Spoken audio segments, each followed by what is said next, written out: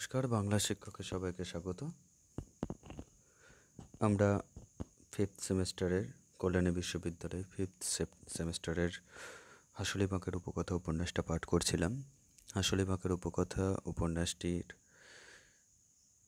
দ্বিতীয় পর্বের তৃতীয় অধ্যায় পর্যন্ত আমরা পাঠ করেছি এবং প্রথম পর্বের 5টা অধ্যায় পাঠ করার শেষে একটা পরীক্ষা নিয়েছিলাম। যারা পরীক্ষাটা দাওনি এবং এই ভিডিওটা শুনছো তাদের উদ্দেশ্যে বলবো, তারা আগের ভিডিওগুলো চেক করো এবং পরীক্ষাটা যতটা তাড়াতাড়ি সম্ভব দেওয়ার চেষ্টা করো। আর আরও একটা কথা হলো যে প্রত্যেকটা চ্যাপ্টারের শেষে আমরা যেহেতু শর্ট কোশ্চেন আলোচনা করছি, অতএব ভিডিওগুলোর প্রতি একটু খেয়াল রেখো, মানে শুনলে পরে উপকার পাবে, এটা আমার মনে হয়। আর যারা উপন্যাস কিনে নিয়েছো এর মধ্যে, তারা তো নিজেরা পড়ছো, তাদের তো কোনো অসুবিধাই নেই, তারা নিজেরা পড়ো, পড়তে থাকো। যারা উপন্যাস এখন পর্যন্ত হাতের কাছে পাওনি তাদের জন্য বিশেষ করে বলছি, তারা যেন আমার ভিডিওগুলো একটু খেয়াল করো, তাতে তোমাদের উপকারই হবে, অপকার তো কোনো হবে বলে মনে হয় না। যাই হোক, হাসুলি বাঁকের উপকথা দ্বিতীয় পর্ব চতুর্থ অধ্যায় আমরা উপন্যাস পাঠ করব এবং উপন্যাসের শেষে যথারীতি ছোট প্রশ্ন আলোচনা করব। এবং ছোট প্রশ্নগুলো এখন যদি খাতায় লিখে রেখে দাও তাহলে এরপরে আমরা যখন শর্ট কোশ্চেনের পরীক্ষা নেব সেই সময় উপকার পাবে। আর আরও একটা কথা বলে নিই, উপন্যাসটা যদি গল্পটা শুনে রাখো অন্তত পক্ষে, তাহলে বড় প্রশ্ন ভবিষ্যতে যখন বড় প্রশ্ন তোমরা পড়বে, বড় প্রশ্ন তো এখানে আলোচনা হয়তো করবার সময় পাবো না, তো বড় প্রশ্ন যখন পড়বে সেই সময় কিন্তু তোমাদের উপকারে আসবে। উপন্যাসটা পড়া থাকলে তখন কিন্তু তোমাদের আর নোটস মুখস্থ করতে হবে না, যেহেতু উপন্যাসটা পড়া থাকবে তাই সহজেই সেটা আত্মস্থ করে নিতে পারবে, উপকার অনেক পাবে। যাই হোক, আর উপন্যাস পড়লে তো তার তো কোনো তুলনাই হয় না।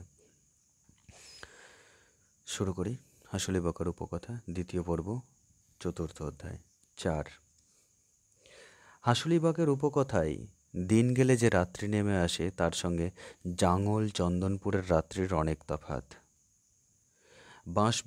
বাঁশবন যোগান দেয় তার তলায় লুকিয়ে থাকা আদ্যিকালের অন্ধকার রাত্রির অন্ধকারের সঙ্গে। তার মধ্যে ঝিঝি ডাকে, হরেক রকম পোকা ডাকে, তক্ষক ডাকে টকটক করে, প্যাঁচা ডাকে ক্যাচ ক্যাচ করে, আবার গভীর রাত্রে ডাকে হুম হুম পাখি। বাঁশবনে পাতা উড়িয়ে নেচে বেড়ায় বাবাউলি দেবতা, অর্থাৎ অপদেবতা। নদীর ধারে ধারে দপদপিয়ে অর্থাৎ দপদপ করে চলে বেড়ায় পেত্তা, অর্থাৎ আলেয়া। মধ্যে মধ্যে শাঁকচুন্নির মতো ডাক শোনা যায় শ্যাওড়া শিমুলের মাথা থেকে। বাঁশবনে ক্যাঁ ক্যাঁ ক্যাঁ ক্যাঁ করে ওঠে। কাহারেরা মনশ্চক্ষে স্পষ্ট দেখতে পায় গেছো পেতনি কি কোনো ছোকরা ভূত বাঁশের ডগাটা একবার মাটিতে ঠেকাচ্ছে, আবার ছেড়ে দিচ্ছে, সেটা উঠে যাচ্ছে সোজা উপরে। সেটা ওদের খেলা।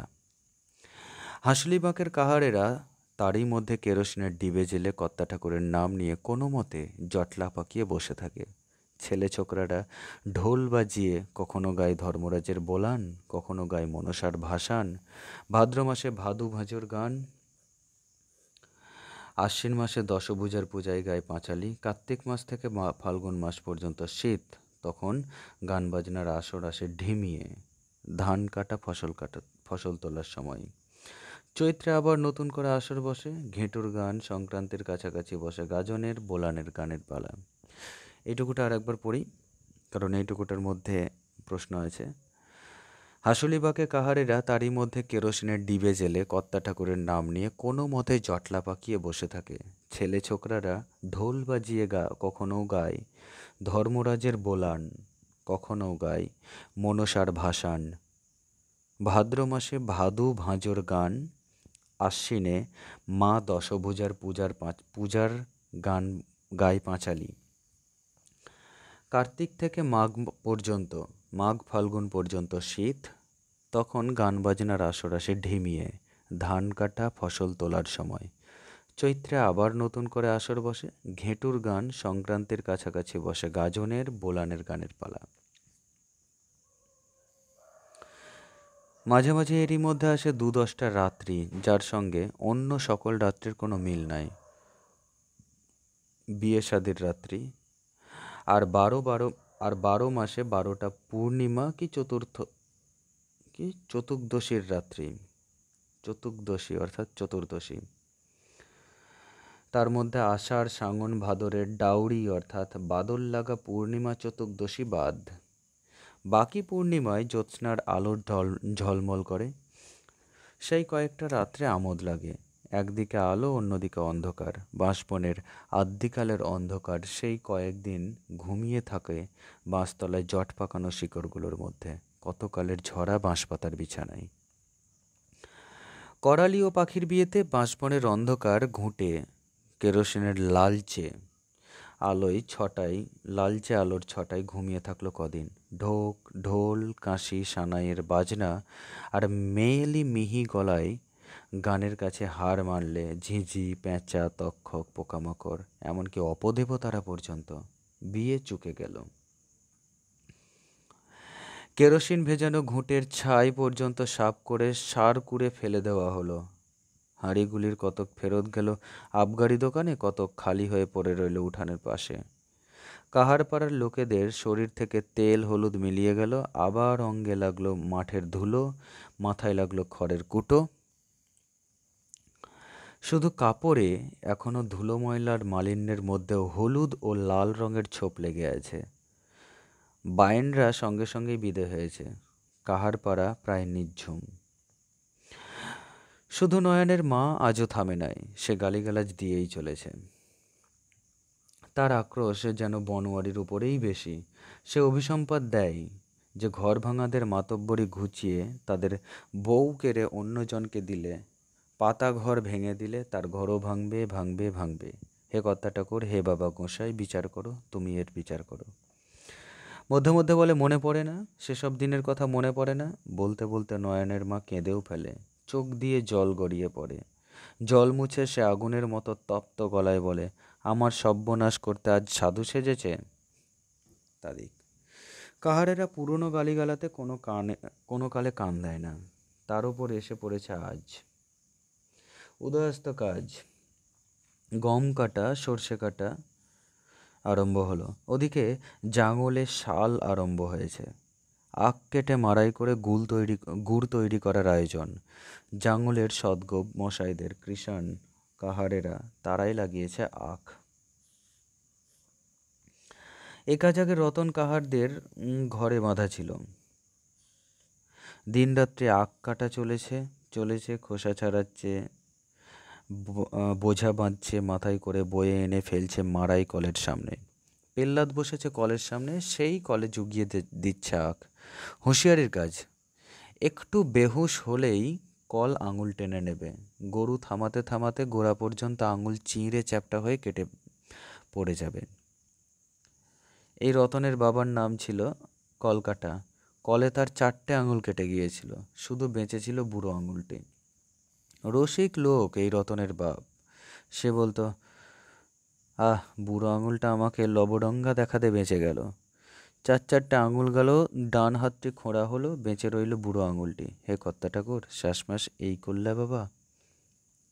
তবে কিনা মণি মহাশয়রা দয়ালু। ওই কর্তা ঠাকুরের পরেই যদি কেউ জগতের রাখতে মারলে মারতে পারেন, সে ওই মণি মহাশয়রা। দয়ালুও বটেন, আবার দণ্ডও দেন। রতনের বাপের মনিব দয়া করেছিলেন। ছেরজনম অর্থাৎ চিরজীবন। ছেরজনম রতনের বাপকে মাসে 5 শলি অর্থাৎ 2.5 মণ করে ধান আর 1 টাকা জ্যাতনে গরু বাছরের সেবার তদবির করে চাষবাসের দেখাশোনা করতে চাকরি রেখেছিলেন। রতনের বাপ অবশ্যই ক্রমে ডান হাতের ওই বুড়ো আঙুলের জোরেই কায়দা করে কাস্তে ধরে খড়ও কাটত। অল্প স্বল্প সময়ের জন্য কোদালও চালাতো, লাঙলের মুঠো বাঁ হাতে ধরেই। তবে ডান হাত দরকার গরু চালাবার জন্য, তাও সে সুকৌশলে সেই লবডঙ্কা দেখিয়েই চালিয়ে নিত। মণিব রতনকেও রেখেছিলেন রাখাল। ক্রমে রতন বড় হয়ে সেই বাড়িতেই কৃষানি করছে। রতনের বাপ রতনকে কলের মুখে যেতে নিষেধ করে দিয়েছে। কর্তা ঠাকুর নাকি স্বপ্নে তার বংশকে কলের কাছে যেতে বারণ করেছেন। বিশ্বকর্মা ঠাকুর লোহা লক্করের দেবতা, তার স্থানে অপরাধ করেছিল রতনের বাপ, সে পাপে তার এই শাস্তি। কবে কামারশালায় ফাল মেরামত করাতে গিয়ে মদের ঘরে অশুদ্ধ করেছিল বিশ্বকর্মার আটন, তার শাস্তিতেই রেহাই নাই। বংশের উপরেও সাপমন্নি পড়ে আছে।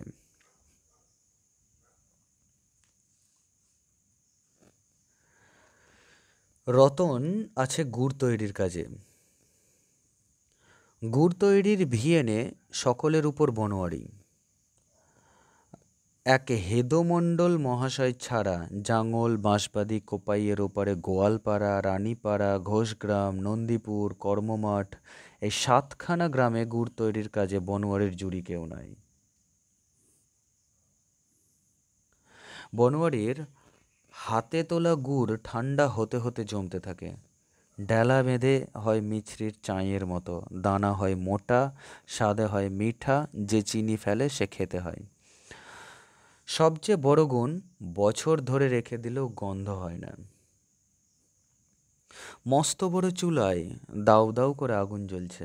মাথার উপর বাঁশের কাঠামো করে তালপাতা দিয়ে আচ্ছাদন করে রাখা হয়েছে একটা। চুলোর সামনে ঢিপির ওপর বসেছে বনোয়ারি। চুলোর মুখে আখের খোসা দিয়ে জাল দিচ্ছে রতনের ছেলে লটবর। প্রকাণ্ড কড়াইটার মধ্যে আখের রস জাল খেয়ে উথলে উথলে উঠছে।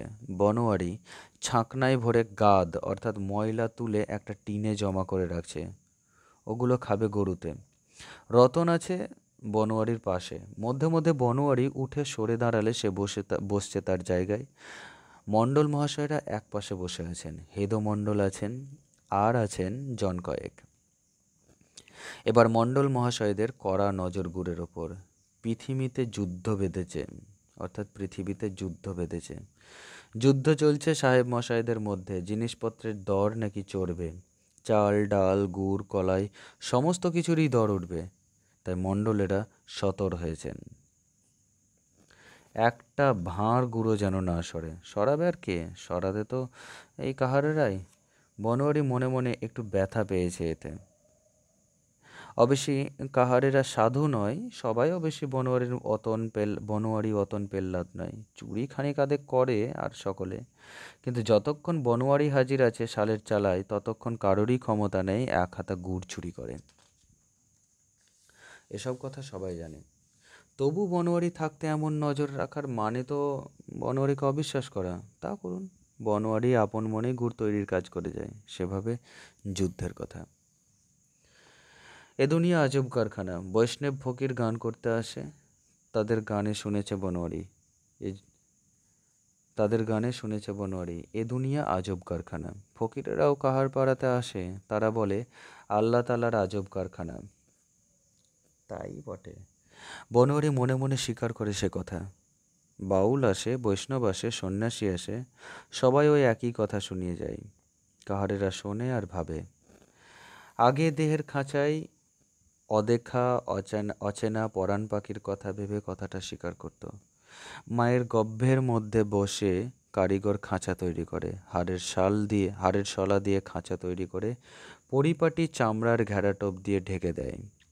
তার মধ্যে সুরুত করে এসে ঢোকে একটা পরাণ পাখি। সে পাখি নাচে, বুলি বলে, কত রঙ্গ করে। তারপরে আবার একদিন ফুরুত করে উড়ে পালায়। ভেবে ভেবে কুলকিনারা মিলত না। কাহাররা পিতৃপুরুষ ক্রমে নীলবর্ণ আকাশের দিকে চেয়ে পরাণ পাখির আনাগোনার পথের দাগ আর সেই আজব কারিগরের আস্তানা খুঁজত। খুঁজে খুঁজে ক্লান্ত হয়ে অবশেষে বাবা ঠাকুরের বেলতলায় এবং কালারুদ্দের দরবারে লুটিয়ে পড়ে বারবার বলতো, অপরাধ মার্জনা করো বাবা। কোলের কাছে অন্ধকার, তুমি ওইচ পক্ষ দিয়ে ঢেকে, বক্ষ দিয়ে আগুলে, আর তোমাকে আমরা খুঁজে মরছি কোথা কোন বেম্ভাণ্ডে। এখন কিন্তু কোম্পানির কলের গাড়িতে, অ্যালের পুলে, তারে টেলিগ্রাফে, হাওয়া গাড়িতে দুনিয়া আজব কারখানা তারা যেন চোখে দেখছে। তার উপরেও আজব কাণ্ড, এই যুদ্ধ। অবাক রে বাবা! কোথা কোন দেশ, 7 সমুদ্র 13 নদী পারে, কে করছে কার সঙ্গে যুদ্ধ, আর এখানে চড়বে ধানের দর, চালের দর, আলু গুড় কলাই তরি তরকারির দর। জঙ্গলের সদগোপ মহাশয়রা কোমর বাঁধছে, টাকা জমাবে, বলা বলি করছে কাপড়ের দর চড়বে, আবার নাকি কোম্পানিতে যুদ্ধের জন্য চাঁদা আদায় করবে। তবে কাহার পাড়ায় হাঁসুলি বাঁকের বাঁশবনের মধ্যে যারা ছায়ার ঘেরায় বসে বাস করে, তাদের ভাবনা নাই। ধান চাল গুড়ের দাম বাড়লে তাদের কিছু লাভ নাই, তারা মনিবের খেতে খেটে খায়। ফসলের 3 ভাগের 1 ভাগ পায়, তাও 6 মাস খেতে খেতেই ফুরিয়ে যায়। বাকি 6 মাস মনিবের কাছে দেরিতে ধান নেয়, বেচবার মতো ধান চাল তাদের নাই, বেচেও না কেনেও না। বাড়ির কানাচে শাক পাতা হয়, পুকুরে বিলে নালায় নদীতে শামুক গুগলি আছে, ধরে নিয়ে আসে। কয়লার দাম বাড়ে, কাহারেরা জীবনে কোনোদিন কয়লা পোড়ায় না। নদীর ধারে ঝোপ জঙ্গল থেকে কাঠকোটো কুড়িয়ে আনে, গরুর গোবর ঘুঁটে ঘুঁটে দেয়, তার 2-4খানা নিজেরা পোড়ায়, বাকি বিক্রি করে চন্দনপুরের জঙ্গলে। তারপর কাপড়ের দর চললে কষ্ট বটে, তাই বা কখানা কাপড় তাদের লাগে? পুরুষদের তো চাষের সময় 6 মাস অর্ধেক দিন গামছা পরেই কাটে, বাকি অর্ধেক দিন 6 হাত মোটা কাপড় পরে।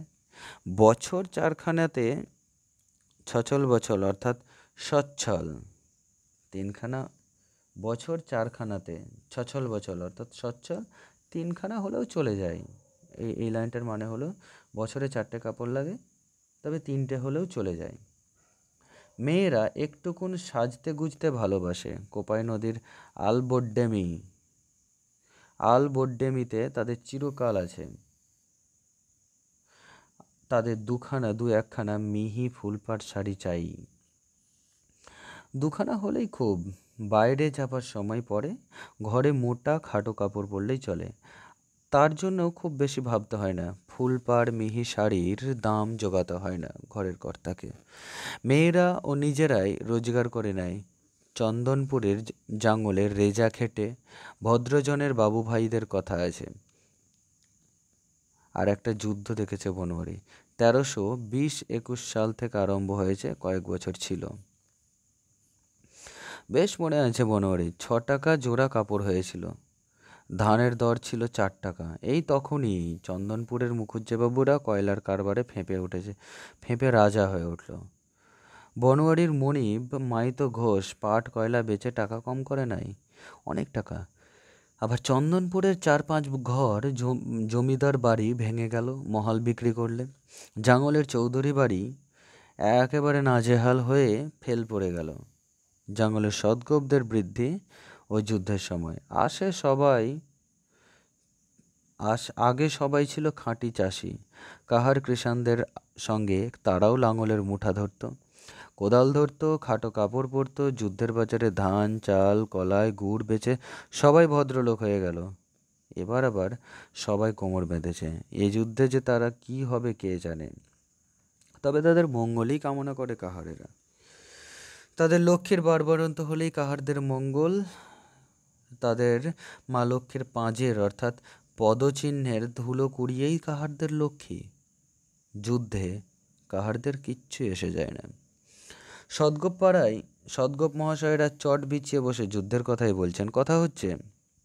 কথা হচ্ছে মোশনের চাষে এবার জোর দিতে হবে। চন্দনপুরের বাবুদের গ্যাজেটে অর্থাৎ খবরের কাগজে নাকি বেরিয়েছে মোশনের তেলের দরকার হবে খুব, ওর দরটা খুব বেশি চড়বে। বনোয়ারি আপন মনে সবিস্ময়ে ঘাড় নাড়তে থাকে। আজব কারখানাই বটে রে বাবা, ধান চাল কলাই পাকড় গুড় আলু এসবের চেয়ে দর বাড়বে মোশনের। প্যাটের খাদ্য নয়, গায়ে মাখবার তেল নয়, পরবার কাপড়ের তুলো নয়, মোশনের পুলটিস দিতে হয়, এই জানে বনোয়ারি। তার তেল লাগবে কিসে?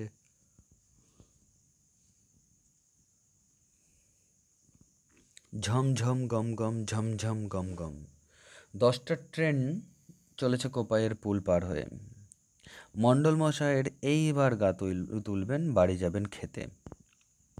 খেয়ে দিয়ে আসবেন হেদু মণ্ডল আর যাঁর গুড় হচ্ছে তিনি আরও একজন। হেদু মণ্ডল পড়বেন চিত হয়ে, নাক ডাকবে কামারের হাঁপড়ের মতো, হাঁ হয়ে যাবে, মুখ দিয়ে ফরর ফর করে শব্দ হবে। এই মণ্ডলেরা যখন থাকবেন না তখন একবার তাদের আরামের সময়। প্রাণ খুলে তারা ২-১০টা রসবিলাসের গালগল্প করেন। মণ্ডলেরা চলে যেতেই বনোয়ারি উঠল। উঠে এসে আরাম করে পা ছড়িয়ে ওই চটের উপর বসেই বলল, লটবর, একবার ভালো করে তামাক শাস তো। আর অদনা, রশির ভাঁড়টা একবার দিস। জল আনিস খানিক, হাত মুখ দিতে হবে। কাহারপাড়ায় এইবার ঢোলের বাজনা থামবে। এ ঢোল বায়েনদের বাজনা নয়। সন্ধ্যার অন্ধকারের সঙ্গে আদ্যিকালের অন্ধকার মিশে যে অন্ধকার নামে কাহারপাড়ায়, তার প্রভাব থেকে বাঁচবার জন্য যে একঘেয়ে গান বাজনার আসর বসে ওদের, সেই গান বাজনার আসরের ঢোল। চৈত্র মাসে আসছে ঘেঁটু গানের পালা, তারই উদ্যোগ পর্ব চলছে।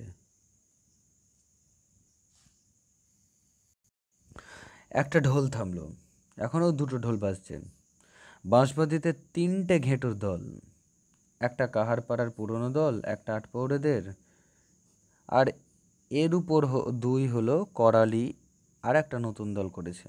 করালির দলে নসু দিদি আছে। সে নাচে কোমরে কাপড় জড়িয়ে ঝুমুর ঝুমুর করে ঝুমুর ঝুমুর দলে মেয়েদের সঙ্গে। করালির একটা বাঁশের বাঁশি কিনেছে, সে সেটা বাজায়। ও দলের এখন খুব চলতি গান বেঁধে নিয়ে আসে চন্দনপুরে মুকুন্দ ময়রার কাছ থেকে। নতুন রকমের গান। এবার নাকি যুদ্ধে এই গান গেয়েছে ময়রা মহাশয়। সাহেব লোকের লেগেছে লড়াই, ষাঁড়ের লড়াইয়ে মরে উল্লু খাগড়াই, ওহাই মরবো মোরাই উলু খাগড়াই। গানটা হলো, সাহেব লোকের লেগেছে লড়াই, ষাঁড়ের লড়াইয়ে মরে উলু খাগড়াই, ওহাই মরবো মোরাই উলু খাগড়াই। গানটা গেয়েছে চন্দনপুরের মুকুন্দ ময়রা। পরের আছে, বনোয়ারির আর মনে নাই, তবে শুনেছে একদিন সমস্তটা। ময়রা জানে অনেক, হাজার হলো চন্দনপুরের ময়রা। চন্দনপুরের ডাকে গ্যাজেট আসে, আবার ট্রেনে গ্যাজেট আসে। রোজ বেলা ২টার সময় ছেলে ছোকরারা ভিড় করে স্টেশনে আসে। গার্ড সাহেব কাগজের বান্ডেল নামিয়ে দিয়ে যায়। বনোয়ারি স্বচক্ষে দেখেছে। মুকুন্দকেও গ্যাজেট পড়তে দেখেছে সে।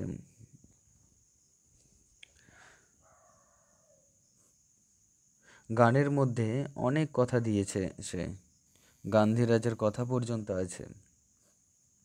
মন্দ লাগে নাই বনোয়ারির, ভালোই লেগেছে। করালি ছোকরার নতুন দলের বিরুদ্ধে বনোয়ারির আপত্তি অনেক দিনের। ছোকরা রেলের চাকরি করে সেখান থেকে অনেক খারাপ ব্যাপার নিয়ে এসেছে। এবার কিন্তু গানটি ভালো এনেছে। অনেক কথা শুনবে লোকে। ছোকরাও এবার বাগ মেনে এসেছে। ভালো করে বাগ মানাতে হবে ওকে। করালি যদি ধরম তাকিয়ে ইজ্জত রেখে সোজা রাস্তায় পথ চলে,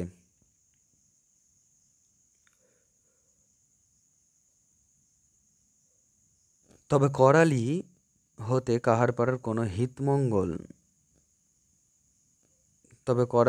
কাহারপাড়ার অনেক হিতমঙ্গল হবে বলেই বনোয়ারির বিশ্বাস। নইলে ওই উচ্ছন্নে দেবে কাহারপাড়াকে। টেনে নিয়ে গিয়ে ফেলবে কলকারখানার তেল কালি ভরা আলক্ষীরপুরী ধরমনাশা এলাকায়। ছেলেগুলো চাষ ছাড়বে, পালকি বাহন ছাড়বে, পিতৃপুরুষের কুলকর্মে জলাঞ্জলি দেবে, মেয়েগুলোও যাবে পিছন পিছন। বনোয়ারি তা হতে দিতে পারবে না, কখনোই না। তাই সে করালিকে বুঝিয়ে সুঝিয়ে তাকে আদর করে তার আবদার রেখে কোলগত করে নিতে চায়। তাই তার মন খুঁতখুত করলেও সে নয়নের ঘর ভেঙেও পাখির সঙ্গে বিয়ে করেছে। অবশ্য আরও একটা কারণ আছে, সে কারণটা তার মনেই জানে, আর কেউ জানে না। কালো শশীকে সে যে ভালোবাসে, সে ভালোবাসা তার মনের মধ্যে কুলকাঠের আগুনের মতো ধিকি ধিকি জ্বলছেই। ওদের উপরেও সেই ভালোবাসা।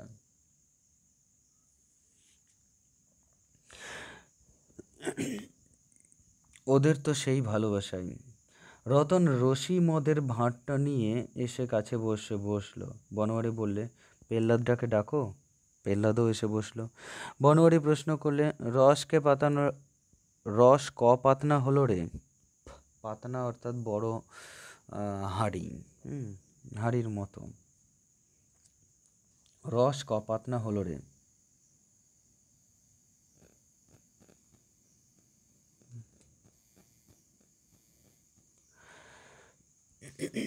প্রহ্লাদের হাতে 6টা আঙুল।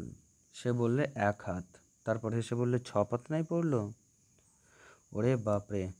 8 পৌড়ে পড়া এবার ঘেঁটুর ধুম দেখা যায় খুব।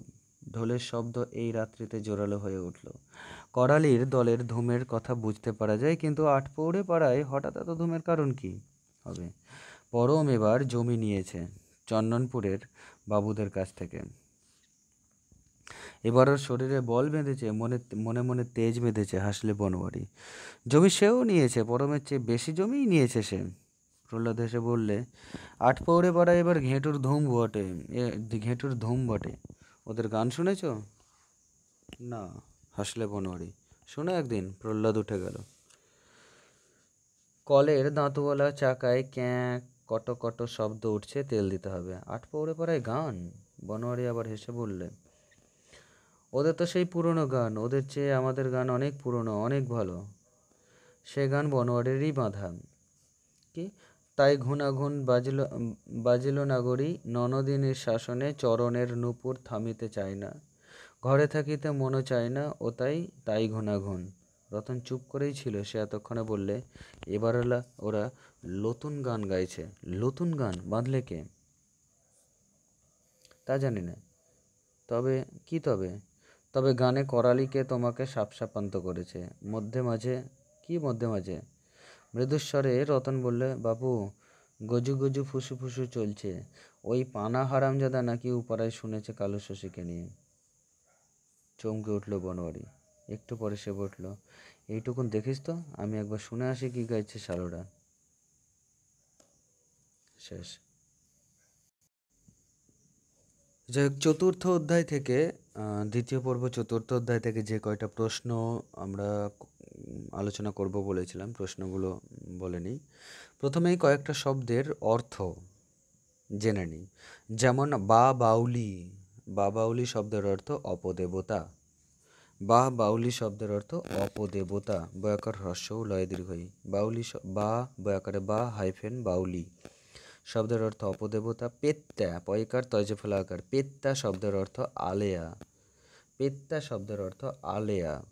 ডাউরি, ডয়াকার হ্রস্ব রয় দীর্ঘই, ডাউরি শব্দের অর্থ হলো বাদল লাগা, অর্থাৎ ক্রমাগত অনবরত পর বেশ কয়েকদিন বৃষ্টিপাত হতেই থাকা, সেটা হলো ডাউর লাগা বা ডাউরি। চতুকশোষী বা চতুকদোষী, দুটো বানানই আছে দেখছি। শব্দটির অর্থ চতুর্দশী। তারপরের শব্দ যেমন আছে তোমার সতর, অর্থাৎ সতর্ক। ছচল বছল অর্থাৎ সচ্ছল। এইরকম কয়েকটা শব্দের অর্থ। এবার প্রশ্নের মধ্যে যাই। যেমন ভাদ্র মাসে কি গাওয়া হয়? ভাদ্র মাসে ভাদু ভাঁজর গান গাওয়া হয়। আশ্বিন মাসে কি হয়? আশ্বিন মাসে দশভুজার পূজার পাঁচালি গায়। শীত কোন মাস? কার্তিক থেকে মাঘ মাস পর্যন্ত। কার্তিক থেকে মাঘ মাস পর্যন্ত হলো শীতের সময়। হলো। পরের প্রশ্ন,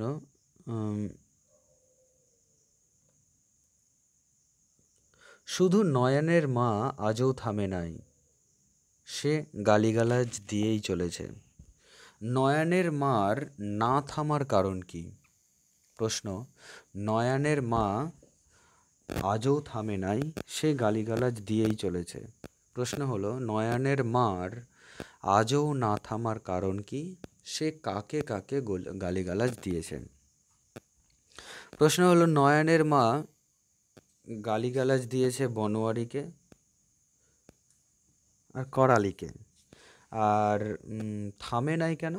না কারণ তার একমাত্র পুত্র, তার পুত্রের স্ত্রীকে, বিবাহিতা স্ত্রীকে, সন্তান বেঁচে থাকার সত্ত্বেও বনোয়ারি করালির সাথে পাখির বিয়ে দিয়েছিল। এটা সে মেনে নিতে পারেনি, সেই জন্য গালিগালাজ দিয়েই চলেছেন। এ কাজ আগে রতন কাহারদের ঘরে বাঁধা ছিল। কোন কাজ? না মাতব্বরির, সরি, আখ কাটা, আখ কাটার আখ চাষ করা ও আখ কাটার কাজ, আখ ছাড়ানোর কাজ, এ সমস্ত কাজটা রতন কাহারদের আগে ঘরে বাঁধা ছিল। এবার কারা আখ লাগিয়েছে? না জাঙ্গলের সদগোপ মহাশয়দের কৃষাণ কাহারেরা, তারাই লাগিয়েছে আখ। পরের প্রশ্ন, যে আখ থেকে গুড় বের করতে, আখ থেকে গুড় বের করতে কে সব থেকে ওস্তাদ? আখ থেকে গুড় বের করতে বনোয়ারি সব থেকে ওস্তাদ। বনোয়ারির জুড়ি কেউ নেই। কোন কোন পাড়ার মধ্যে সে সেরা? না জাঙ্গল, বাঁশবাঁধি, কোপাইয়ের ওপারের গোয়ালপাড়া, রানীপাড়া, ঘোষপাড়া, ইন্দ্র, নন্দীপুর, কর্মমাঠ। ঠিক আছে, জাঙ্গল, বাঁশবাঁধি, কোপাই, এই দুটো গ্রাম, প্লাস গোয়ালপাড়া, রানীপাড়া 4টে হলো, ঘোষগ্রাম 5, নন্দীপুর 6, কর্মমাঠ 7। 7খানা গ্রামে গুড় তৈরির কাজে বনোয়ারির কেউ জুড়ি ছিল না। ঠিক আছে, পরের প্রশ্ন, পরের আলোচনা প্রশ্ন হলো, রসিক লোক ছিলেন রতনের বাপ। রতনের বাপ কি নামে পরিচিত? রতনের বাপ কলকাটা নামে পরিচিত। কেন? না কলকাটা মানে কলে আখ থেকে রস বের করবার সময় কলে তার হাতের, ডান হাতের 4টে আঙুল কেটে গিয়েছিল, তার ফলে সে কলকাটা নামে পরিচিত, বা তাদের বংশ কলকাটাদের বংশ নামে পরিচিত। পরের প্রশ্ন, তাই মণ্ডলেরা সতর হয়েছেন। মণ্ডলেরা সতর হয়েছেন, সতর শব্দের অর্থ হলো সতর্ক। মণ্ডলেরা সতর হয়েছেন কেন? না গুড় তৈরি করার সময় কাহারেরা কেউ কেউ কিছু কিছু গুড় নিজেদের প্রয়োজনে বা নিজেদের খাওয়ার জন্য সরিয়ে রাখত। কিন্তু এই যুদ্ধের বাজারে এক বিন্দু গুড় সরিয়ে দিতে চান না মণ্ডলেরা, সেই জন্য তারা সতর হয়েছেন এবং সব সময় যেখানে গুড় জাল দেওয়া হচ্ছিল সেখানে পাহারায় বসেছিল। পরের প্রশ্ন, তাদের গানে শুনেছে বনোয়ারি। তাদের বলতে কাদের গান? বৈষ্ণব ফকিরদের গান। কি শুনেছে? না এ দুনিয়া আজব কারখানা, এই গানটা শুনেছে বা এই কথাটা শুনেছে বৈষ্ণবদের কাছে। ফকিরদের কাছে কি? না ফকিরদের কাছে শুনেছে আল্লাহ তালার আজব কারখানা, আল্লাহ তালার আজব কারখানা। পরের প্রশ্ন, কাহারেরা ফসল ভাগ পায় কি হিসেবে? না কাহারেরা ফসলের 3/1 ভাগ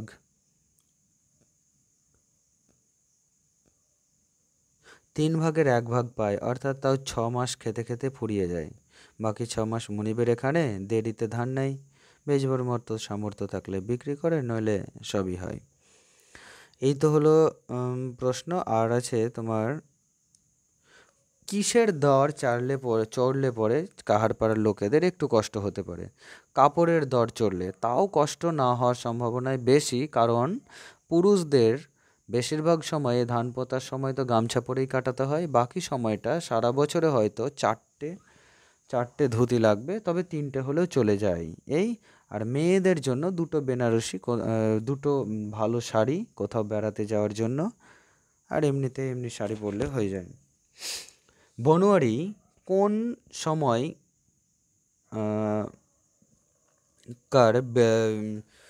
যুদ্ধ দেখেছিল? না 1320-21 সালে যে যুদ্ধ আরম্ভ হয়েছিল, 1320-21 সালে যে যুদ্ধ আরম্ভ হয়েছিল, সেই যুদ্ধ বনোয়ারি দেখেছিল বলে জানায়।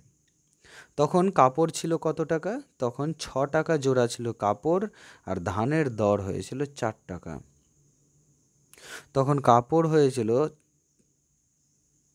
6 টাকা জোড়া, আর ধানের দর হয়েছিল 4 টাকা।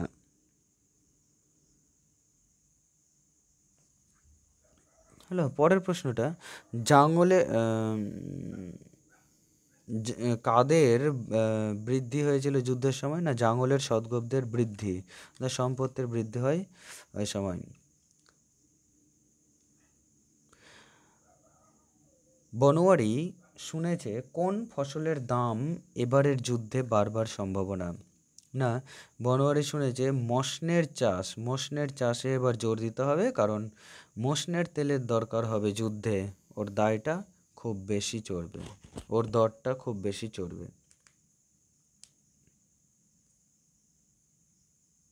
হলো পরের প্রশ্ন, বাঁশবাঁধিতে ঘেঁটু গানের দল কয়টি? না বাঁশবাঁধিতে ঘেঁটু গানের দল এবার তিনটি। একটা হলো কোষকেঁদেদের অর্থাৎ মাতব্বরেদের ঘেঁটুর গান। 2 নম্বর হলো আটপৌরেদের ঘেঁটুর গান। আর 3 নম্বর হলো করালির ঘেঁটু গান, করালির ঘেঁটুর গান। হলো পরের প্রশ্ন, করালির জন্য বা করালির ঘেঁটু গানের জন্য গান কে বেঁধে দিয়েছিল? গান বেঁধে দিয়েছিল চন্দনপুরের মুকুন্দ ময়রা গান বেঁধে দিয়েছিল করালির জন্য। গানটা কি ছিল? না গানটা ছিল, সাহেব লোকের লেগেছে লড়াই, ষাঁড়ের লড়াইয়ে মরে উলো খাগড়াই, ওহাই মরবো মোরাই উলো খাগড়াই। এই হলো তোমার চন্দনপুরের মুকুন্দ রায়ের গান, যেটা করালিরা গাইবে বলে ঠিক করেছে।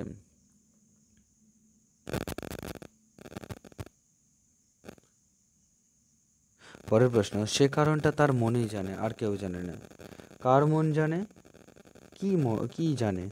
না বনোয়ারির মন জানে যে সে করালি এবং পাখিকে কেন নিজের এলাকায়, নিজের গ্রামে আবার প্রবেশাধিকার দিয়েছে এবং সমস্ত দোষ মার্জনা করে দিয়েছে। কেন সেটা জানে, এইটাই সে জানে। আর কি জানে? না তার এই বয়সেও কালো শশীর প্রতি যে আকর্ষণ বা কালো শশীর প্রতি যে ভালোবাসা, সেইটা দেখে সে সহজেই অনুধাবন করতে পারে যে করালি এবং পাখির মধ্যে কি চলছে। সেইটার জন্য সে মনেও করে, কিছু বলার নেই। প্রহ্লাদের হাতের আঙুল কটা? প্রহ্লাদের হাতে আঙুল 6টা। গুড় তৈরি করবার সময় কয়টা চৌবাচ্চা ভর্তি হয়েছিল বা কয়টা পাতনা ভর্তি হয়েছিল? 6টা পাতনা ভর্তি হয়েছিল। হলো পরের প্রশ্ন, বনোয়ারি কাহার পাড়ার কোষকেঁদেদের জন্য কে গান বেঁধেছিল? আর গানটা কি? না কোষকেঁদেদের জন্য গান বেঁধেছিল বনোয়ারি নিজেই।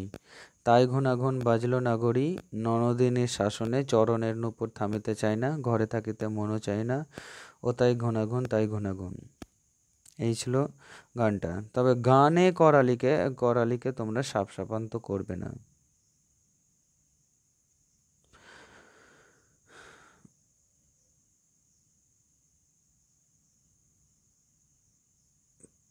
পরের প্রশ্নটা এবং শেষ প্রশ্ন হলো যে আটপৌরেদের পাড়ায় যে গান হচ্ছিল সেই গান প্রথম শুনেছে কে? না কোষকেঁদে পাড়ার নিমতেলে পানু প্রথম শুনেছে আটপৌরে পাড়ার লোকেরা কি গান বেঁধেছে। হ্যালো পরে জানতে পারবো যে এখানে কার চক্রান্ত ছিল, সেটা আমরা পরের অধ্যায়ে যখন পড়বো সেটা জানতে পারবো। তো এই হলো আমাদের প্রশ্ন, বেশ কয়েকটা প্রশ্ন আলোচনা করা হলো। উপন্যাসটা শোনো, পড়তে থাকো বা শুনতে থাকো, আর প্রশ্নগুলো রেডি করতে থাকো। এগুলো মোটামুটি সম্ভাব্য প্রশ্ন, আরও হতে পারে। তো আজকে এইটুকুটাই থাক। সঙ্গে থাকো, সমৃদ্ধ থাকো, ছড়িয়ে দাও বন্ধু বান্ধবীদের মধ্যে, জানিয়ে দাও যে বাংলা শিক্ষক নামে একটা চ্যানেল আছে এবং এই চ্যানেলটাতে গল্প পাঠ করা হয়। যারা বই পাওনি তাদের জন্য বলছি, গল্প পাঠ করা হয়, আর গল্প পাঠের শেষে পরীক্ষাও নেওয়া হয়, শর্ট কোশ্চেনের আলোচনা করা হয়। প্রত্যেকটা পর্ব শেষে পরীক্ষার ব্যবস্থা করা আছে। এটা একটু প্লিজ আমি রিকোয়েস্ট করছি, এটা একটু ছড়িয়ে দাও। আমি তোমাদের জন্য যেটুকু করছি, জানি না কতটুকু তোমাদের কাজে লাগবে, অবশ্যই কাজে লাগবে আমার মনে হয়, তোমরা কাজে লাগালেই লাগবে। প্লিজ আমার এই ভিডিওটা একটু ছড়িয়ে দাও, শেয়ার করো। ব্যাস, এই আজকে এই পর্যন্তই। ধন্যবাদ।